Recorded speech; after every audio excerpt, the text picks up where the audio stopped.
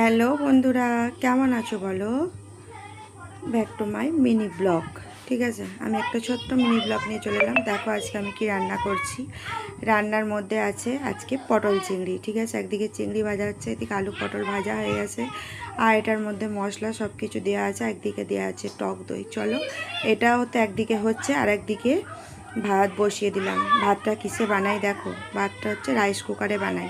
ঠিক আছে, রাইস কুকারে চালটা ধুয়ে অলরেডি দিয়ে দিয়েছিলাম ভালো করে। আর এর সঙ্গে যতটা চাল, মানে একটা কাপ মাপ আছে, ঠিক আছে, এই কাপ মাপটা দিয়ে তোমাকে চালটা, যতটা চাল নেবে ততটা ডবল পরিমাণে তোমাকে জলটা দিতে হবে। তো এইরকমভাবেই আমি জলটা মেপে মেপে দিয়ে দিয়েছিলাম। ঠিক আছে, দেখো পরপর এরকমভাবে যতটা পরিমাণে চালটা নেবে ততটা পরিমাণেই কিন্তু জলটা দিতে হবে, বেশিও না কমও না। ঠিক আছে, তবেই কিন্তু ভাতটা সুন্দর বা ঝরঝরে হবে। সেরকমভাবেই আমি দিয়ে দিয়েছিলাম। দেওয়ার পর এটা আমি ঢাকা দিয়ে দিলাম।